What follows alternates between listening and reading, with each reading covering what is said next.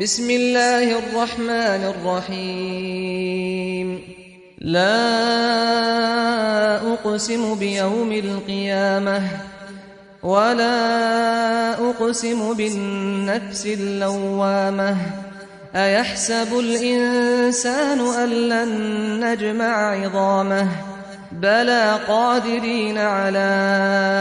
أن نسوي بنانه بل يريد الإنسان ليفجر أمامه يسأل أيان يوم القيامة فإذا برق البصر وخسف القمر وجمع الشمس والقمر يقول الإنسان يومئذ أين المفر كلا لا وزر إلى ربك يومئذ المستقر ينبأ الإنسان يومئذ بما قدم وأخر بل الإنسان على نفسه بصيرة ولو ألقى معاذيره لا تحرك به لسانك لتعجل به إن علينا جمعه وقرآنه فإذا قرأناه فاتبع قرآنه ثم إن علينا بيانه كلا بل تحبون العاجلة وتذرون الآخرة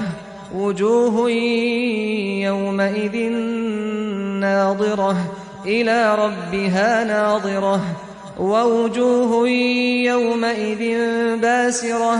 تظن أن يفعل بها فاقرة كلا إذا بلغت التراقي وقيل من راق وظن أنه الفراق والتفت الساق بالساق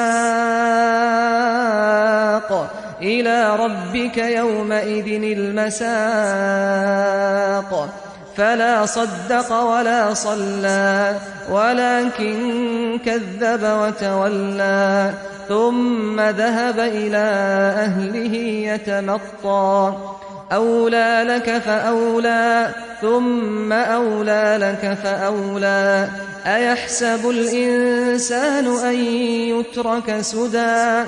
ألم يك نطفة من مني يمنى ثم كان علقة فخلق فسوى فجعل منه الزوجين الذكر والأنثى أليس ذلك بقادر على أن يحيي الموتى